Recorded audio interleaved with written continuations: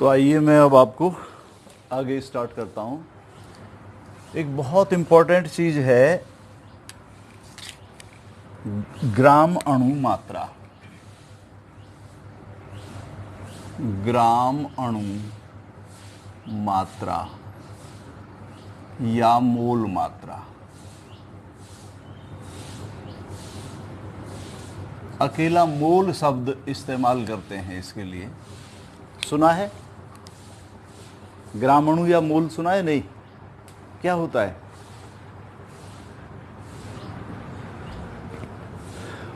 जितना भी आपने अब तक पढ़ा है थोड़ा बताओ सोचकर, क्या होता है ये ग्राम अणु मात्रा या मोल मात्रा? किसी भी पदार्थ की वह मात्रा जिसमें उसके अवयवी कणों, अवयवी कण अर्थात अणु, परमाणु या आयन, इनकी संख्या कार्बन 12 के 12 ग्राम में। कार्बन 12 अपर ये उसका एक आइसोटोप होता है। कार्बन 12 भी होता है, 13 भी होता है, 14 भी होता है। कार्बन 12 के 12 ग्राम में उपस्थित संख्या के बराबर होता है किसी भी पदार्थ के में, तो वो मात्रा कहलाती है मोल मात्रा। फिर ध्यान से सुनिए, किसी भी पदार्थ की वह मात्रा, कौन सी मात्रा? जितनी कार्बन 12 के 12 ग्राम में उपस्थित होती है, उसके बराबर जो मात्रा होती है वो उस पदार्थ की क्या कहलाती है? ग्रामाणु मात्रा या मोल मात्रा। इसको हम दूसरे तरीके से भी डिफाइन कर सकते हैं कि किसी भी पदार्थ की वह मात्रा जिसमें उसके अवयवी कण, अवयवी कण कौन से होते हैं? अणु, परमाणु या आयन को कहते हैं अवयवी कण। कि किसी भी पदार्थ की वह मात्रा जिसमें उसके अवयवी कणों की संख्या 6.022 इंटू 10 की पावर 23 इतनी होती है। और ये जो संख्या है ये कहलाती है एवोगैड्रो संख्या अर्थात एवोगैड्रो नंबर। इसको कैपिटल एन है और कैपिटल ए है, लेकिन ए साइज में थोड़ा छोटा है, एन साइज में बड़ा है, हैं दोनों कैपिटल, इसके द्वारा प्रकट करते हैं। तो एक बार फिर इसकी डेफिनेशन सुन लीजिए। मोल मात्रा की क्या डेफिनेशन है? किसी भी पदार्थ की वह मात्रा जिसमें उसके अवयवी कणों अर्थात अणु, परमाणु या आयनों की संख्या कितनी होती है? इतनी होती है, वो मात्रा कहलाती है मोल मात्रा। इतनी कितनी? 6.022 इंटू 10 की पावर 23 होती है, वह उस पदार्थ की मोल मात्रा कहलाती है। तो इसका मतलब ये हुआ कि एक मोल अणु बराबर होंगे 6.022 इंटू 10 की पावर 23 अणु। इतने अणुओं को एक मोल अणु कहेंगे। एक मोल परमाणु बराबर हो गए इतने परमाणु। एक मोल इलेक्ट्रॉन बराबर इतने इलेक्ट्रॉन। इतने कितने? 6.022 इंटू 10 की पावर 23। इतने इलेक्ट्रॉनों को एक मोल इलेक्ट्रॉन कहेंगे।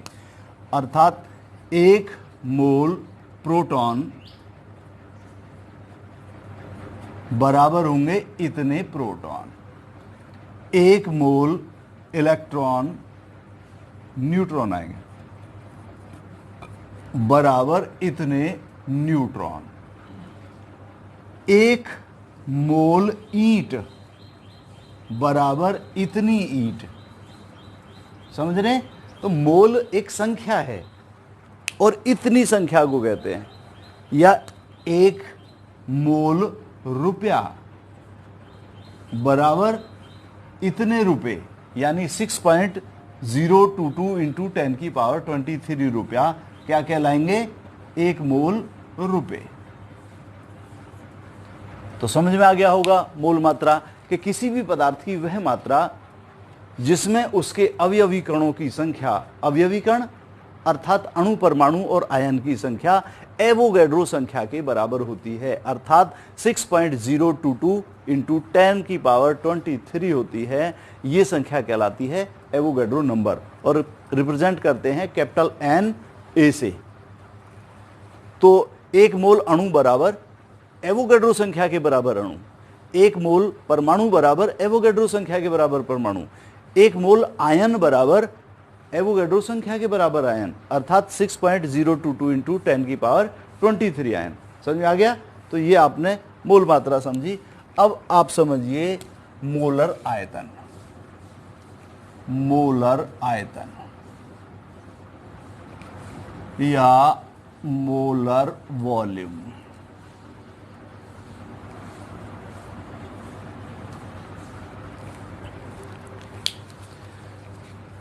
किसी भी गैस के एक मोल का आयतन उसका मोलर आयतन कहलाता है। अब एक मोल गैस कितनी होगी? जिसमें उसके अणुओं की संख्या एवोगैड्रो संख्या के बराबर होगी, वो कहलाएगी उस गैस की एक मोल मात्रा। तो एक मोल गैस का जो आयतन होता है वह कहलाता है मोलर आयतन और इसी को कहते हैं ग्राम अणु आयतन। सामान्य ताप और दाब, नॉर्मल टेम्परेचर और प्रेशर, यानी शॉर्ट में कह देते हैं NTP, हिंदी में कहते हैं सामान्य ताप व दाब, शॉर्ट में सा-ता-दा, सामान्य ताप व दाब। इंग्लिश में कहते हैं NTP, normal temperature and pressure. सामान्य ताप और दाब पर प्रत्येक गैस के एक मोल का जो आयतन होता है वो 22.4 लीटर या 22,400 मिलीलीटर या क्यूबिक सेंटीमीटर, सीसी कहते हैं घन सेमी हिंदी में, इतना होता है। प्रत्येक गैस के एक मोल का आयतन सामान्य ताप और दाब पर कितना होता है? 22.4 लीटर होता है या 22,400 मिलीलीटर या क्यूबिक सेंटीमीटर, जिसको हिंदी में घन सेमी कहते हैं, इतना होता है। तो ये समझ में आ गया होगा मोलर आयतन। किसी भी गैस के एक मोल का आयतन उसका मोलर आयतन कहलाता है और सामान्य ताप और दाब पर, नॉर्मल टेम्परेचर और प्रेशर पर प्रत्येक गैस के एक मोल का आयतन 22.4 लीटर या 22,400 मिलीलीटर या 22,400 सीसी यानी क्यूबिक सेंटीमीटर होता है। यही कहलाता है उसका मोलर आयतन। तो ये चीज़ें आपने समझी। अब आप इसमें कुछ इम्पोर्टेंट चीज़ और समझ लीजिए इस चैप्टर में।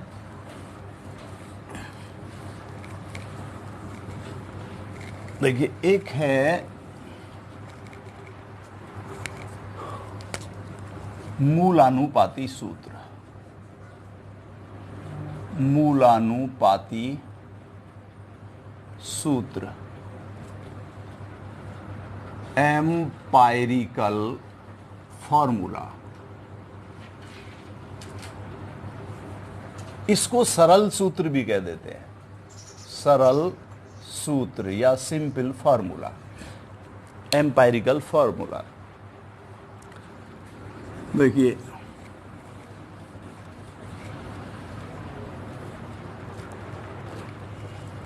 किसी भी यौगिक का वह सूत्र जो उसके एक अणु में उपस्थित अवयवी तत्वों के सही सही अनुपात का ज्ञान कराता है, वो कहलाता है उस तत्व का मूलानुपाती सूत्र या सरल सूत्र।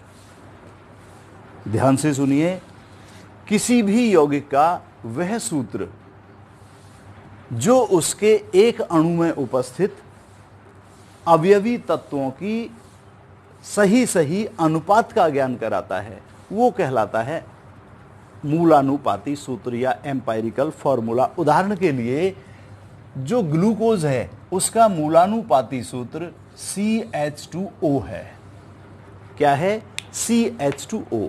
जबकि ग्लूकोज का जो अणु सूत्र है C6H12O6 है। अब ये प्रकट कराता है कि इसमें किसमें, ग्लूकोज में कार्बन, हाइड्रोजन और ऑक्सीजन का जो अनुपात है वो 1:2:1 है।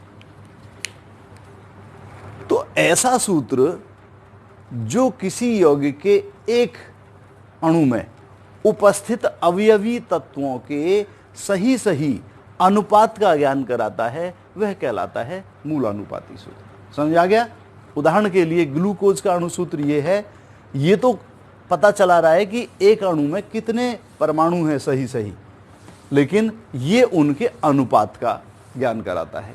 इसी तरीके से बेंजीन है। देखिए बेंजीन C6 और H6 अणुसूत्र होता है, लेकिन इसका जो मूलानुपाती फॉर्मूला है वो है CH, जो ये प्रकट कराता है कि इसमें कार्बन और हाइड्रोजन का जो अनुपात है वो 1:1 है। अर्थात जितने कार्बन के परमाणु हैं उतने ही हाइड्रोजन के परमाणु हैं। जैसे यहाँ पर बता रहा था कि जितने कार्बन के परमाणु हैं उससे 2 गुने किसके हैं? हाइड्रोजन के। और जितने कार्बन के हैं उतने ही ऑक्सीजन के। तो ये अनुपात का ज्ञान कराता है, वो कहलाता है मूलानुपाती सूत्र। अब यहाँ पर आप समझिए अणुसूत्र। अणुसूत्र या मॉलिक्यूलर फॉर्मूला वह सूत्र जो किसी यौगिक के एक अणु में उपस्थित उसके अवयवी तत्वों की सही सही संख्या का ज्ञान कराता है, वह कहलाता है उसका अणुसूत्र। एक बार फिर ध्यान से सुने, अणुसूत्र को किस तरीके से परिभाषित किया जा सकता है कि वह सूत्र जो किसी यौगिक के एक अणु में उपस्थित उसके अवयवी तत्वों की सही सही संख्या का ज्ञान कराता है, वह कहलाता है उस यौगिक का अणुसूत्र। जैसे अभी मैंने बताया आपको कि ग्लूकोज है, ग्लूकोज का अणुसूत्र क्या है? C6H12O6 है। तो ये प्रकट कर रहा है कि ग्लूकोज के एक अणु में कार्बन के 6 परमाणु हैं, हाइड्रोजन के 12 परमाणु हैं और ऑक्सीजन के 6 परमाणु हैं। तो ये सही सही संख्या का ज्ञान करा रहा है, तो ये कहलाता है अणुसूत्र। इसी तरीके से बेंजीन का अणुसूत्र C6H6 है। तो ये बता रहा है कि बेंजीन के एक अणु में कार्बन के जो सही सही परमाणु हैं वो 6 हैं और हाइड्रोजन के भी 6 हैं। समझ आ गया? इसी तरीके से अगर हम एसिटिक एसिड को देखें तो CH3COOH ये इसका अणुसूत्र है। तो अणुसूत्र क्या प्रकट कर रहा है कि एसिटिक एसिड के एक अणु में उसके जो अवयवी तत्व हैं कौन कौन से हैं? कार्बन है, हाइड्रोजन है और ऑक्सीजन है। इनकी सही सही संख्या क्या है? कार्बन 2 है, हाइड्रोजन 4 हैं और ऑक्सीजन 2 हैं। इस तरीके से इसको ऐसे भी लिख देते हैं कभी कभी, कैसे? C2H4O2। अब अगर इसका मूलानुपाती सूत्र देखें हम, यहां देखिए मूलानुपाती सूत्र भी समझ में आ जाएगा। क्या था? C2H4O2 अणुसूत्र था किसका? एसिटिक एसिड का। लेकिन मूलानुपाती सूत्र निकालेंगे तो कितना हो जाएगा? 1:2:1। समझ आ गया? तो ये हो गया उसका क्या? मूलानुपाती सूत्र हुआ CH2O। समझ आ गया? अर्थात कार्बन का अगर 1 है तो हाइड्रोजन के 2 हैं और जितना कार्बन है उतना ही ऑक्सीजन है। समझ आ गया ना? अब ये 2 हैं, ये 4 हैं, ये 2 हैं। तो इसका जो मूलानुपाती सूत्र हुआ क्या हुआ? CH2O। किसका? Acetic acid. क्लियर हो गया होगा? अब मैं आपको बताऊंगा अणुभार निकालना।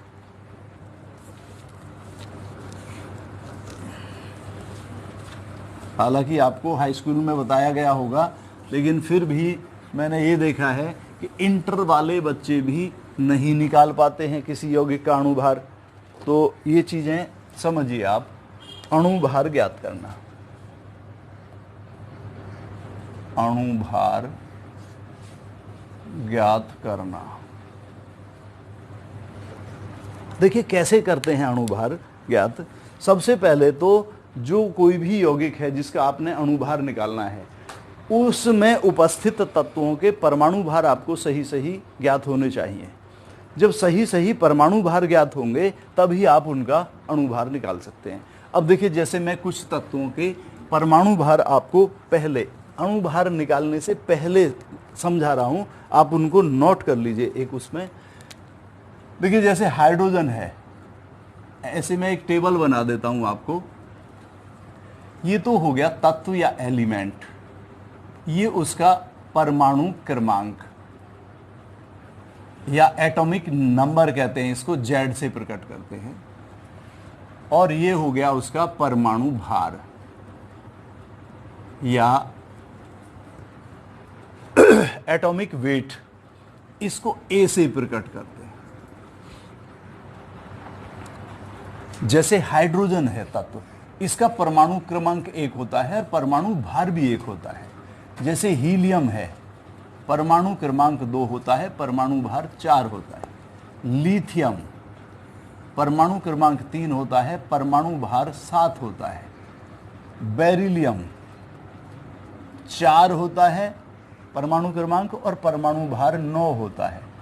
बोरॉन परमाणु क्रमांक 5 और परमाणु भार 10। कार्बन 6 और 12। देखिए, किसी भी तत्व के परमाणु भार 1 से अधिक हो सकते हैं, उनके जो समस्थानिक और समभारी होते हैं अलग अलग होते हैं, लेकिन जो सबसे ज़्यादा स्थायी होता है उसी का लिखा जाता है। तो कार्बन 12 जो है वो सबसे ज़्यादा स्थायी है, उसी का लिखते हैं। इसी तरह नाइट्रोजन परमाणु क्रमांक 7 है, परमाणु भार 14 है। ऑक्सीजन परमाणु क्रमांक 8 है और ये 16 है। इसी तरीके से आप नोट कर लें ये टेबल। फ्लोरीन परमाणु क्रमांक 9 और ये है 17।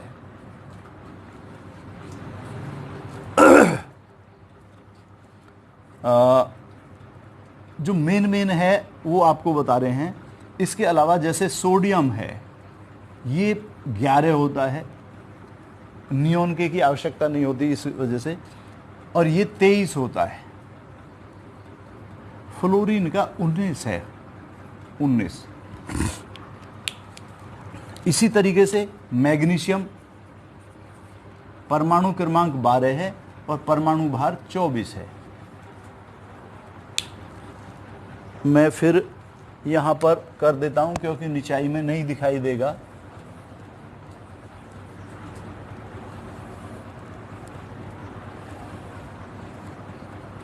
तत्व, परमाणु क्रमांक, एटॉमिक नंबर और एटॉमिक वेट। तो एल्यूमिनियम आ गया, एल्यूमिनियम 13 है, परमाणु भार 27 है। सिलिकॉन 14 है, इसका 30 होता है। फास्फोरस 15 है, परमाणु भार 31 होता है। सल्फर 16 है और परमाणु भार 32 होता है। क्लोरीन 17 है, परमाणु भार 35.5 होता है। और पोटेशियम 19 है और ये 39 होता है परमाणु भार। कैल्शियम 20 परमाणु क्रमांक है और परमाणु भार 40 है। इसके अलावा कुछ मुख्य और मैं आपको बता देता हूँ। जैसे कॉपर है, Cu 29 है और ये होता है 63.5। जैसे मैंगनीज Mn, ये परमाणु क्रमांक 25 होता है और ये होता है 55। Fe आयरन परमाणु क्रमांक 26 है और परमाणु भार 58 होता है। तो इस तरीके से नोट कर लें, इन्हीं में ज़्यादातर का आप परमाणु भार निकाल लेंगे। इनसे अलग कोई आता है तो हम बता देंगे और आपको।